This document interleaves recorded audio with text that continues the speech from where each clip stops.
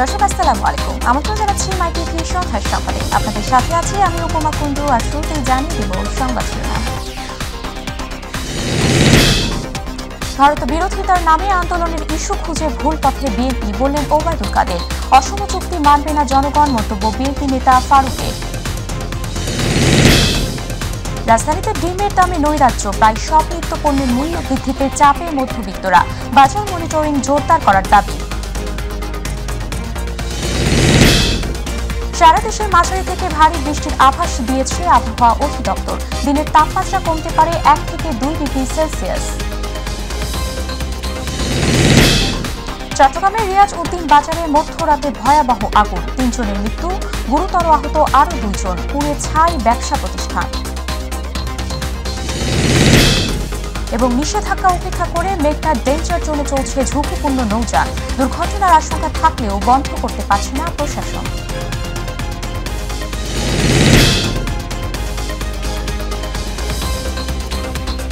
দর্শক শুনছিলেন সংবাদ শিরোনাম, চলে যাচ্ছি বিস্তারিত প্রসঙ্গে। ভারত বিরোধিতার নামে আজকে যারা আন্দোলনের ইস্যু খোঁজার চেষ্টা করছে তারা আবারও ভুল পথে যাচ্ছে বলে মন্তব্য করেছেন আওয়ামী লীগের সাধারণ সম্পাদক ও সেতুমন্ত্রী ওবায়দুল কাদের। সকালে সংসদ ভবনের সামনে ঢাকা উত্তর সিটি কর্পোরেশন আয়োজিত সাইকেল র্যালি উদ্বোধনী অনুষ্ঠানে তিনি এই কথা বলেন। এ সময় দেশের তরুণ সমাজকে আওয়ামী লীগে যোগদানের আহ্বান জানিয়ে ওবায়দুল কাদের বলেন, বেকার তরুণদের কর্মসংস্থানের নির্বাচনী অঙ্গীকার পূরণ করবে আওয়ামী লীগ। রাকিব হাসানের রিপোর্ট। আওয়ামী লীগের ৭৫তম প্রতিষ্ঠা বার্ষিকী এবং সুস্থ, সচল ও আধুনিক ঢাকা গড়ার লক্ষ্যে ঢাকা উত্তর সিটি কর্পোরেশনের এই সাইকেল র্যালির আয়োজন। রাজধানীর মানিক মিয়া এভিনিউ আয়োজিত র্যালির উদ্বোধনী অনুষ্ঠানে আওয়ামী লীগের সাধারণ সম্পাদক, সড়ক পরিবহন ও সেতুমন্ত্রী ওবায়দুল কাদের বলেন, ভারত বিরোধিতার নামে আজকে যারা আন্দোলনের ইস্যু খোঁজার চেষ্টা করছেন তারা আবারও ভুল পথে যাচ্ছেন। যারা আজকে প্রতিদিনই ভারত বিরোধিতার নামে আজকে আন্দোলনের ইস্যু খোঁজার চেষ্টা করছে, তারা আবারও ভুল পথে হাঁটছে। আওয়ামী লীগ কোনো পাল্টাপাল্টি কর্মসূচি দিচ্ছে না জানিয়ে তিনি বলেন, পূর্ব ঘোষিত কর্মসূচি পালন করছে তার দল। বিএনপি বা বিরোধী দল তাদের কর্মসূচি পাল্টাপাল্টি কোনো কর্মসূচি আমরা নিতে যাচ্ছি না। আমাদের কর্মসূচি আগেই ঘোষিত হয়েছে, বছরব্যাপী আমরা এই ৭৫ বছর পূর্তি অনুষ্ঠান সারা বাংলাদেশে চলবে। এ সময় দেশের তরুণ সমাজকে আওয়ামী লীগে যোগদানের আহ্বান জানান ওবায়দুল কাদের। আমি তরুণ সমাজকে বঙ্গবন্ধুর আদর্শে, শেখ হাসিনার নেতৃত্বে আওয়ামী লীগে যোগদানের আহ্বান জানাই। পরে সাইকেল র্যালির উদ্বোধন করেন তিনি। র্যালিটি মানিক মিয়া এভিনিউ থেকে শুরু হয়ে ধানমন্ডি ৩২ নম্বরে গিয়ে শেষ হয়। এতে সাইক্লিস্টদের পাশাপাশি আওয়ামী লীগ নেতারাও অংশ নেন। রাকিব হাসান, মাইটিভি, ঢাকা। প্রধানমন্ত্রীর সফরকালে ভারতের সাথে হওয়া চুক্তি এবং সমঝোতাকে অসম বলে মন্তব্য করেছেন বিএনপি চেয়ারপারসনের উপদেষ্টা জয়নুল আবেদিন ফারুক। বাংলাদেশের উপর দিয়ে ভারতের রেল চলাচল চুক্তিকে দেশের সার্বভৌমত্বের উপর হুমকি বলে মন্তব্য করেন তিনি। এই চুক্তি বাতিল না করলে জনগণ আওয়ামী লীগ সরকারকে ক্ষমা করবে না বলেও মন্তব্য করেন জয়নুল আবেদিন ফারুক। জাতীয় প্রেসক্লাবের সামনে চুক্তির প্রতিবাদে এক কর্মসূচিতে তিনি এসব কথা বলেন। এ সময় তিনি দেশ বিরোধী চুক্তি বাতিলেরও দাবি জানান।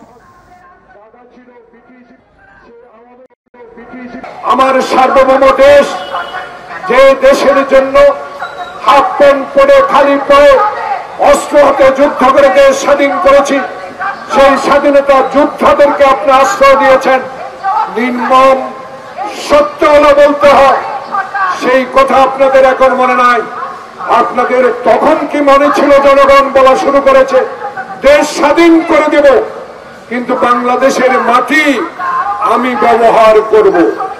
এই অঙ্গীকার নিয়ে যদি 1971 সালে আমাদেরকে আশ্রয় দিয়ে থাকেন, 1971 সালে যুদ্ধের সমর্থন করে থাকেন, তাহলে আজকে আবার প্রমাণিত হলো বাংলাদেশের নিরীহ জনগণের প্রতি, বাংলাদেশের সার্বভৌমত্বের প্রতি আপনাদের কোনো সম্মান নেই, অসম্মান করে যাচ্ছেন একের পর এক।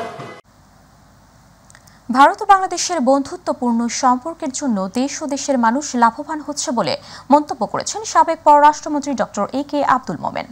আওয়ামী লীগের ৭৫তম প্রতিষ্ঠাবার্ষিকী উপলক্ষে জাতীয় প্রেস ক্লাবে এক আলোচনা সভায় এসব কথা বলেন সাবেক পররাষ্ট্রমন্ত্রী। তিনি বলেন, অনেকে ভারতের সঙ্গে সম্পর্ক নিয়ে প্রশ্ন তোলেন, তবে প্রতিবেশীদের সঙ্গে বন্ধুত্ব না থাকলে টেকসই উন্নয়ন ধরে রাখা যাবে না। প্রধানমন্ত্রী কোনো চাপের কাছে মাথা নত করেনি, লেজুর বৃত্তি করেনি, ভবিষ্যতেও করবে না। ভারতের সঙ্গে কানেক্টিভিটি আওয়ামী লীগের অর্জন, এই সম্পর্কের জন্য বাংলাদেশ লাভবান হচ্ছে বলেও বলেন তিনি। আমাদের দেশের এই উন্নয়নকে টিকসই করে রাখতে গেলে আমাদের অবশ্যই বৈশ্বিক সম্পর্ক আপনার বন্ধু করা না হয়। বন্ধু যদি না থাকে, বন্ধু পরায়ণ না হয়, তাহলে আমাদের এই উন্নয়নটা টিকসই হবে কিনা সম্ভব না। এই জন্য আমি বলি যে আমাদের দরকার আপনার আভ্যন্তরীণ ও আঞ্চলিক স্থিতিশীলতা, শান্ত স্থিতিশীলতা। রাজধানীর বাজারে মুরগির ডিমের দাম নিয়ে রীতিমতো বিপাকে ভোক্তারা। একই সাথে ৬০ টাকার নিচে নেই কোনো সবজি, নিত্য প্রয়োজনীয় পেঁয়াজের কেজিও ১০০ টাকার ঘরে। বাজারের এমন বেহাল দশায় প্রয়োজনীয় পণ্য কিনতে নিম্নবিত্ত ও মধ্যবিত্তরা হিমশিম খাচ্ছেন, এমন অভিযোগ ভোক্তাদের। এদিকে দাম নিয়ন্ত্রণে রাখতে নিয়মিত মনিটরিং করা হচ্ছে বলে জানায় জাতীয় ভোক্তা অধিকার সংরক্ষণ অধিদপ্তরের অভিযান টিম। বিস্তারিত আমিনা হিরার রিপোর্টে। বাজারে নিত্যপণ্যের দাম কোনোভাবেই কমছে না। প্রায় প্রতিটি পণ্যের দাম শুনে কপালে ভাঁজ পড়ছে ক্রেতাদের। গেল সপ্তাহের ব্যবধানে চাল, ডাল, তেল, চিনির দাম না বাড়লেও দাম বেড়েছে মাছের। নদীর মাছ কেজিতে বেড়েছে ১০০ থেকে ২০০ টাকা। গত সপ্তাহে এই সপ্তাহে কেজি প্রতি ১০০-২০০ টাকা বাড়তি। আমদানি কম, এগুলা গত সপ্তাহে বিক্রি করছি ১৩০০-১৪০০, আর আজকে বিক্রি করতেছি ১৫০০ টাকা কেজি, ১ কেজির সাইজ। ঈদের আগের চড়া মশলার বাজার এখনও নেই নিয়ন্ত্রণে। একই সাথে পেঁয়াজের দাম এখন কেজি প্রতি ১০০ টাকা। সেই সাথে আগুন লেগেছে সবজির বাজারে। বিক্রেতারা সবজির দাম কম বললেও ভোক্তারা বলছেন ৬০ টাকার নিচে মিলছে না কোনো সবজি। মোটামুটি কাঁচামাল নিয়ন্ত্রণে আছে, প্রত্যেকটা সবজির দামই কম, কাস্টমার নাই। এটা অযৌক্তিক, কারণ এত দামে আমরা কিনে খেতে গিয়ে খুব কষ্ট বোধ করছি। আসলে মরিচের দামটা ১০০ বা ১২০ টাকার ভিতরে হলে আমাদের সুবিধাজনক হইতো। মশলার দাম আগের দামে আছে, এটা নতুন করে এখন কোনো মালের দাম কমে নাই, আর ওরকম বাড়ে নাই। যা বাড়ার তো আগেই বাড়ে দিয়েছে, এখন আর কি বাড়বে। বাজারে ডিমের দাম এখন আকাশচুম্বী। প্রতি ডজন লাল মুরগির ডিম বিক্রি হচ্ছে ১৫০ টাকা ডজনে, আর সাদা মুরগির ডিম ১৪০ থেকে ১৪৫ টাকা ডজন। বাজারে ডিমের উচ্চ মূল্য কমাতে অভিযান চালায় ভোক্তা অধিকার। এদিকে প্রয়োজনীয় পণ্যের ঊর্ধ্বগতিতে নাজেহাল নিম্নবিত্ত ও নিম্ন মধ্যবিত্তরা বলছেন সকল পণ্যই হাতের নাগালের বাইরে। বাজার তুলনামূলক সবকিছুর দাম বেশি, মধ্যবিত্ত মানুষের জন্য আসলে ক্রয় ক্ষমতার বাইরে চলে গেছে। এখন নিত্য পণ্যের দাম এতটাই বেড়ে গেছে যে মানুষ কি খাবে। একটা সবজি কিনতে গেলে ১ কেজি কচুরমুখী ১২০ টাকা। মূল্য দিয়ে চিন্তা করলে অনেক। সবচেয়ে বড় তো আমরা যেটা দেখতেছি সেটা হচ্ছে টাকার কোনো মূল্য নেই। তবে জাতীয় ভোক্তা অধিকার সংরক্ষণ অধিদপ্তর বলছে বাজার নিয়ন্ত্রণে কাজ করছে তারা। আমরা তো নিয়মিত অভিযান করছি এবং আপনারা কিন্তু দেখেন ডিমের উপরে যখন আমরা স্পেশাল অভিযানগুলো করেছি, অলরেডি কিন্তু 2 দিনের মধ্যে ডিমের দাম কিন্তু আজকে কিন্তু ১৪৫-এ নেমে এসেছে। আপনারা নিজেরাই দেখতে পেলেন, এখানে কিন্তু ১৪৫, সর্বোচ্চ ১৫০ টাকা ডজন আমরা দেখেছি। তো এবং ওনাদের কাছে কাগজপত্র আছে, মূল্য তালিকাও দিয়েছে। তো এই ক্ষেত্রে আমরা অবশ্যই বলবো যে আমাদের অভিযানটা খুবই ফলপ্রসূ হয়েছে। আমিনা হিরা, মাই টিভি, ঢাকা। মৌসুমী বায়ু সক্রিয় থাকায় সারা দেশে বৃষ্টির আভাস দিয়েছে আবহাওয়া অধিদপ্তর। এর ফলে সারা দেশে দিনের তাপমাত্রা ১ থেকে ২ ডিগ্রি সেলসিয়াস কমতে পারে, পাশাপাশি সামান্য কমতে পারে রাতের তাপমাত্রা। আবহাওয়াবিদ আবুল কালাম মল্লিক জানিয়েছেন, শুক্রবার রংপুর, ময়মনসিংহ, চট্টগ্রাম, বরিশাল ও সিলেট বিভাগের অধিকাংশ জায়গায় বৃষ্টি হতে পারে। এছাড়া ঢাকা, রাজশাহী ও খুলনা বিভাগের অনেক জায়গায় অস্থায়ীভাবে দমকা হাওয়া সহ হালকা থেকে মাঝারি ধরনের বৃষ্টি অথবা বজ্রসহ বৃষ্টি হতে পারে। একই সঙ্গে দেশের কোথাও কোথাও মাঝারি ধরনের ভারী থেকে ভারী বর্ষণ হতে পারে। তবে শনিবার খুলনা বিভাগ ছাড়া বাকি 7 বিভাগের অধিকাংশ জায়গায় অস্থায়ীভাবে দমকা হাওয়া সহ হালকা থেকে মাঝারি ধরনের বৃষ্টি অথবা বজ্রসহ বৃষ্টি হতে পারে। এদিনই সারা দেশে দিন এবং রাতের তাপমাত্রা সামান্য কমতে পারে। চট্টগ্রাম নগরের কোতোয়ালী থানার রিয়াজ উদ্দিন বাজার এলাকায় অগ্নিকাণ্ডে ৩ জন নিহত হয়েছেন। এই ঘটনায় আহত হয়েছেন 2 জন। তারা চট্টগ্রাম মেডিকেল কলেজ হাসপাতালে চিকিৎসাধীন রয়েছেন। ফায়ার সার্ভিস জানায়, বৃহস্পতিবার দিবাগত রাত 1:25 দিকে রিয়াজ উদ্দিন মোহাম্মদিয়া প্লাজা নামে একটি মার্কেটে অগ্নিকাণ্ডের সূত্রপাত হয়। আগুন পার্শ্ববর্তী রেজওয়ান কমপ্লেক্সেও ছড়িয়ে পড়ে। আগুন নিয়ন্ত্রণে ফায়ার সার্ভিসের নন্দনকানন, চন্দনপুরা, আগ্রাবাদ ও লামার বাজার সহ মোট 4টি স্টেশনের 8টি ইউনিট কাজ করে। শুক্রবার ভোর 5:30টার দিকে আগুন নিয়ন্ত্রণে আসে। চমেক হাসপাতাল পুলিশ ফাঁড়ির উপপরিদর্শক নুরুল আলম আশেক জানান, রিয়াজ উদ্দিন বাজার এলাকায় অগ্নিকাণ্ডের ঘটনায় মোট 5 জনকে হাসপাতালে আনা হয়েছিল। তাদের মধ্যে 3 জনকে কর্তব্যরত চিকিৎসক মৃত ঘোষণা করেছেন। বাকি 2 জনকে হাসপাতালের 36 নম্বর ওয়ার্ডে ভর্তি করা হয়েছে।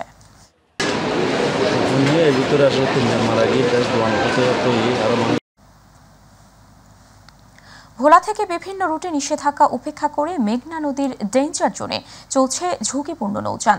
প্রতিদিন এসব নৌরুট দিয়ে জীবনের ঝুঁকি নিয়ে উত্তাল মেঘনা পার হচ্ছেন হাজারো মানুষ। ঝুঁকিপূর্ণ পারাপারে নৌ দুর্ঘটনার আশঙ্কা থাকলেও অবৈধ নৌযান বন্ধ করতে পারছে না স্থানীয় প্রশাসন। প্রতিনিধি আরিফ হোসেন লিটনের রিপোর্টেই জানাচ্ছেন SM হামিম।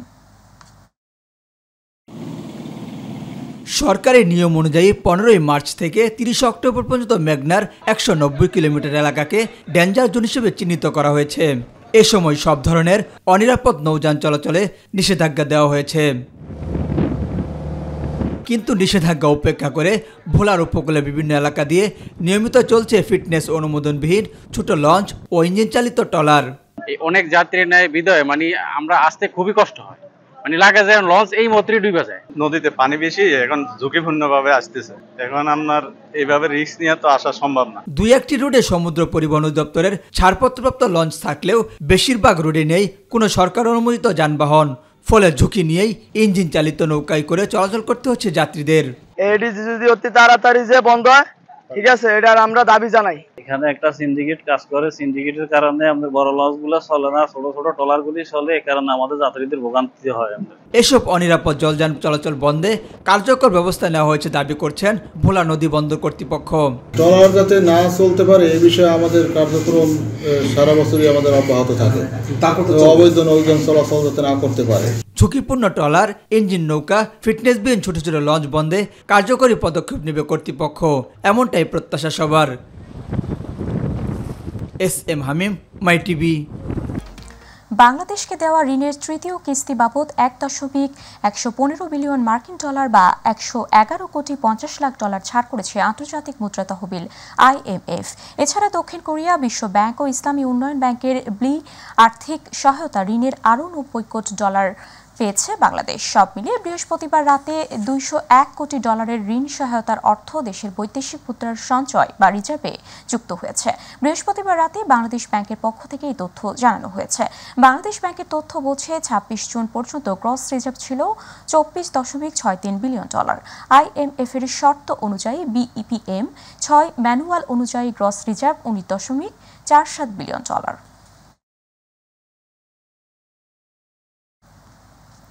বরাদ্দের দোহায় অনিয়ম ও ঠিকাদারদের অবহেলায় দীর্ঘ 8 বছরেও শেষ হয়নি বরিশালের একমাত্র শিশু হাসপাতালটির নির্মাণ কাজ। ঠিকাদার প্রতিষ্ঠান আর সংশ্লিষ্টদের অবহেলায় হতাশ সচেতন মহল। শিশু হাসপাতাল অসম্পূর্ণ থাকায় অতিরিক্ত চাপ পড়েছে শের-ই-বাংলা মেডিকেল কলেজ হাসপাতালে। স্থান সংকটে চিকিৎসা দিতে হিমশিম খেতে হচ্ছে চিকিৎসকদের। হাসপাতাল দুটি ঘুরে আসাদ চৌধুরীর ক্যামেরায় পারভেজ রাসেলের রিপোর্টে বিস্তারিত। 2017 সালে নগরীর আমানতগঞ্জে নির্মাণ করা হয় 200 শয্যা বিশিষ্ট শহীদ সুকান্ত বাবু শিশু হাসপাতালের অপারেশন থিয়েটার, শিশু বেড, ICU, লিফট ও খেলার মাঠ নির্মাণে প্রথমে বরাদ্দ দেয়া হয় 17 কোটি টাকা। তৎকালীন ঠিকাদার সাইদুর রহমান রিন্টু কাজ শেষ করতে না পারলে অন্য ঠিকাদার যোগ দেয়, বাড়ে বরাদ্দ। প্রকল্পের বরাদ্দ বেড়ে 24 কোটি ও মেয়াদ বাড়লেও হয়নি সাবস্টেশন, অ্যাপ্রোচ সড়ক, লিফট বা থাই গ্লাসের কাজ। ধীরগতির পাশাপাশি কাজের মান নিয়েও প্রশ্ন তুলেছে এলাকাবাসী। টিবি হসপিটালটা ইমিডিয়েটলি চালু হওয়া দরকার। শিশুদের যদি আলাদা হসপিটাল হয় তাহলে আমাদের অনেক সুবিধা ও সুযোগ সুবিধা ভালো হয়। গণপূর্ত বিভাগের দাবি, ঠিকাদার ও সরবরাহ পর্যাপ্ত না হওয়ায় কাজ সম্পন্ন হয়নি। মাঝখানে ঠিকাদার বেশ কিছুদিন আপনার কাজ বন্ধ করে রেখেছিল। সাব স্টেশন জেনারেটরের জন্য আমাদের যে প্রয়োজনীয় বরাদ্দ, এই বরাদ্দের টাকার সংস্থান হলে সকল কাজ সম্পন্ন করে আগামী 1 মাসের মধ্যে আমরা এই হাসপাতালটি প্রত্যাশী সংস্থার নিকট হস্তান্তর করতে পারবো বলে আশাবাদ ব্যক্ত করছি। ঠিকাদার না হয়েও অসম্পূর্ণ অংশ নির্মাণে কাজ করছে অন্য ঠিকাদার। কাজটা ফালাই রাখছে, পরে হলো যে এক্সচেঞ্জ সাহেব আমাকে বারবার রিকোয়েস্ট করার পরে আমার বলছে যে এই কাজটা একটু তুলে দিতে, নাহলে এটা সাব স্টেশন বিল্ডিং কমপ্লিট না হলে বিদ্যুৎ সংযোগ বা পানি ব্যবস্থা করতে পারবে না। হাসপাতালটি সম্পূর্ণ না হওয়ায় চরম দুর্ভোগে পড়েছে এই অঞ্চলের অসুস্থ শিশু ও তাদের পরিবার। জনবল সংকটে গাদাগাদি করেই সেবা নিতে হয় শের-ই-বাংলা মেডিকেলে। রোগীগুলো আসে, এর চাপ একটু কমতো আমাদের এই হসপিটালে। পরিবেশটা একটু উন্নত হওয়া দরকার, যাতে আমরা বরিশালবাসী সবাই ওখানে গিয়ে চিকিৎসা নিতে পারি। শিশুর হাসপাতালটা হওয়ার কথা ছিল, সেটা যাতে হয়ে যায়, তাহলে আমাদের আর কষ্ট করে এত দূরে আসতে হবে না। মেয়াদকাল বৃদ্ধি আর বরাদ্দের দোহাই দিয়ে ঠিকাদারদের অবহেলায় বিগত প্রায় অর্ধ যুগেও নির্মিত হয়নি বরিশালের এই শিশু হাসপাতালটি। পারভেজ রাসেল, মাই টিভি, বরিশাল। টি-20 বিশ্বকাপ প্রসঙ্গ। ব্যাটিং ব্যর্থতার কারণেই বিশ্বকাপে প্রত্যাশা অনুযায়ী ফল করতে পারেনি টাইগাররা। টি-20 বিশ্বকাপ মিশন শেষে দেশে ফিরে এমনটাই জানান টাইগার পেসার তাসকিন আহমেদ। এত লম্বা সময় ধরে ব্যাটিং ব্যর্থতা দেখেননি তিনি। ভবিষ্যতেও দল এই ব্যর্থতা কাটিয়ে উঠবে বলে বিশ্বাস সহ অধিনায়কের। টি-20 বিশ্বকাপে সর্বোচ্চ 3 জয় নিয়ে সকালে শাহজালাল আন্তর্জাতিক বিমানবন্দরে পৌঁছায় টাইগাররা। এস.এম. আরিফের রিপোর্ট। গ্রুপ পর্বে 3 জয় আর সাকিব আল হাসানের 50 উইকেট। টি-20 বিশ্বকাপের এবারের আসরে টাইগারদের সাফল্য, তবে তা মলিন হয় সেমিফাইনালে খেলার সুযোগ মিসে। তাছাড়া একাধিক ম্যাচে খুব কাছে থেকেও জয় বঞ্চিত থাকতে হয় ব্যাটিং ব্যর্থতায়। পারফরমেন্সের মিশ্র অভিজ্ঞতা নিয়ে দেশে ফিরে তাসকিনের মুখেও হতাশার ছাপ। সুপার 8-এ এসেছি সর্বপ্রথম, এবার ওয়ার্ল্ড কাপ টি-20 ওয়ার্ল্ড কাপে আমরা 3টা জয় পেয়েছি। পজিটিভ আছে, বাট নেগেটিভের সংখ্যাটা একটু বেশি, কিন্তু আসলে সবার মধ্যে আমরাও একটু হবে। এত লম্বা কখনোই আমি ক্রিকেট খেলার পরে বাংলাদেশ টিমের হয়ে লাস্ট 10 বছর ধরে ট্রাই খেলতেছি, তো কখনোই এরকম লম্বা ব্যাটিংয়ে ব্যাট টাইম দেখিনি। সবচেয়ে বেশি ব্যর্থ ছিলেন সিনিয়র ক্রিকেটাররা। মোটা দাগে বললে প্রত্যাশা পূরণ করতে পারেননি অভিজ্ঞ সাকিব আল হাসান কিংবা মাহমুদুল্লাহ কেউই। এর প্রভাব দলকে কিছুটা হলেও ভুগিয়েছে বলে মনে করেন টাইগার পেসার। ফ্যান্স বা ক্রিকেট প্রেমী সবাই স্যার যে এক্সপেকটেশন অনুযায়ী রেজাল্ট হয়নি। স্পেশালি কয়েকটা ম্যাচ আমাদের হয়তো জেতার কথা ছিল বা সেই অনুযায়ী পারেনি। আর এই অফ দ্য ফিল্ডে সব তো ঠিকই ছিল, কিন্তু আসলে টিমের ওয়ান অফ দ্য কি প্লেয়াররা অফ ফর্মে থাকলে ওই টিমে প্রবলেম হওয়াটাই স্বাভাবিক। বাট আশা করছি সামনে দ্রুত এগুলো সব কাটিয়ে ওইটা সামনে আরো কিছু করবে। বিশ্বকাপ শেষে পরিবারের সাথে সময় কাটাতে নিজ দেশে ফিরে গেছেন কোচিং স্টাফরা। আর দলের সাথে না এসে একদিন আগেই দেশে ফিরেছেন tiger allrounder Shakib Al Hasan. SM. Arif, মাই টিভি, ঢাকা। দর্শক, সংবাদের শেষ প্রান্তে আমরা যাওয়ার আগে সংবাদ শিরোনামগুলো জানিয়ে দিচ্ছি আরো একবার। ভারত বিরোধিতার নামে আন্দোলনের ইস্যু খুঁজে ভুল পথে বিএনপি, বললেন ওবায়দুল কাদের। অসম চুক্তি মানবে না জনগণ, মন্তব্য বিএনপি নেতা ফারুকের। রাজধানীতে ডিমের দামে নৈরাজ্য, প্রায় সব নিত্যপণ্যের মূল্য বৃদ্ধিতে চাপে মধ্যবিত্তরা, বাজার মনিটরিং জোরদার করার দাবি। সারা দেশে মাঝারি থেকে ভারী বৃষ্টির আভাস দিয়েছে আবহাওয়া অধিদপ্তর। দিনের তাপমাত্রা কমতে পারে 1 থেকে 2 ডিগ্রি সেলসিয়াস। চট্টগ্রামের রিয়াজউদ্দিন বাজারে মধ্যরাতে ভয়াবহ আগুন, 3 জনের মৃত্যু, গুরুতর আহত আরও 2 জন, পুড়ে ছাই ব্যবসা প্রতিষ্ঠান। এবং নিষেধাজ্ঞা উপেক্ষা করে মেঘনা ডেঞ্চের জন্য চলছে ঝুঁকিপূর্ণ নৌযান, দুর্ঘটনার আশঙ্কা থাকলেও বন্ধ করতে পারছে না প্রশাসন।